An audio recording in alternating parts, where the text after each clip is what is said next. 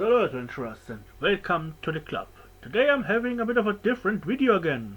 Yeah, it's all about treasure hunting and science and interesting stuff, so well, let's go right into it. You see the thumbnail is actually part of this picture here because convenience. Yeah, I was just not feeling about jumping in front of a camera right now. Yeah, have to take a shower first, fresh out of the woods.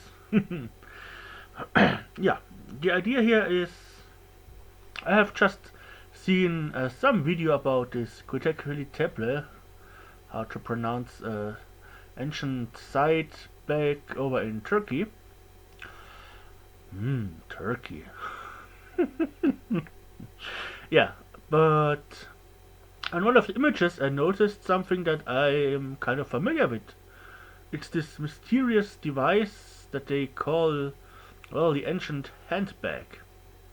Yeah, and I think I've just found the earliest depiction of this here on one of them so-called T-pillars.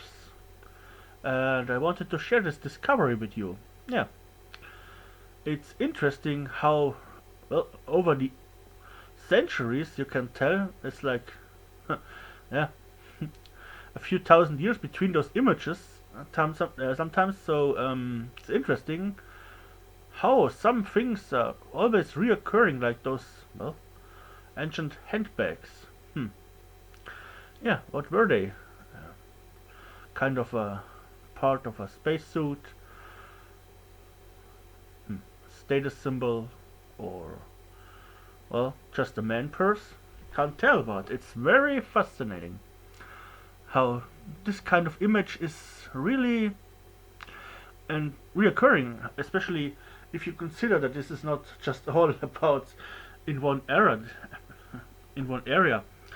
Those images, they are from all over the world and from completely different cultures and time periods and places. Yeah, it's really something. Yeah, and I think it's very interesting that so many people talk about all those perfect animal depictions on those pillars, but nobody's talking about those handbags or whatever they might be.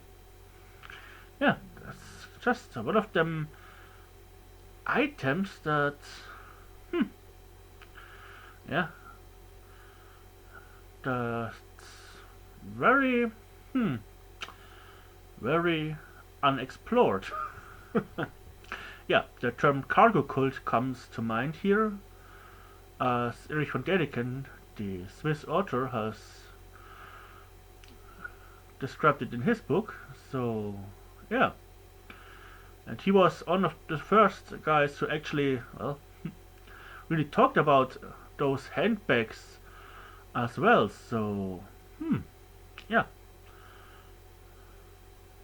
Yeah, very fascinating discovery here, and I think someone should look a bit deeper into this. And, well, now we don't have only the oldest known cultural site, but also we do have perhaps the oldest known depiction of the so-called handbag.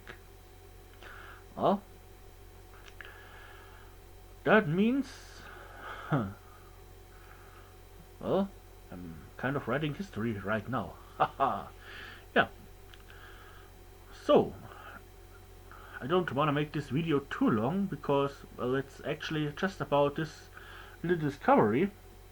So let's talk about something extra here. You should really read Chariots of the Gods. It's one of them books that starts to make you think about some things.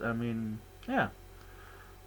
I think some of the things that they are telling us are kind of a misinterpretation of, well, other things. And, well, Erich von Däniken has an interesting way to ask questions. Lots of the things that we hear about him in the news and stuff, it's just made up. So, yeah.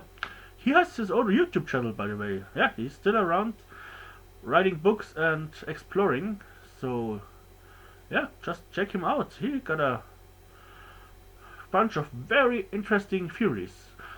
Some I don't believe in, but some I'm really interested in, yeah? Too bad he never started exploring the Bigfoot phenomenon. Yeah, but whatever. I think this the reoccurrence of this handbag kind of thing is something that science should look into a bit deeper. I mean, it can't just all be a ritual thing or just a depiction of a everyday use item. I mean, there must be something behind it. I mean, yeah. You usually don't scribble your. Have you ever seen a pair of sneakers depicted in a Catholic church or something? No, because we don't just depict everyday use items on, well, holy places. That's kind of silly, sacrilege kind of thing. If you put something down in stone at a church or something like this, it must be something of deep meaning. Yeah, something very powerful or very, very holy or both or something like this. Yeah. Now there's only one thing to say left. I hope you've enjoyed this video and let me know what you think about the theory I have here, and see you next time here at the Adventurers Club.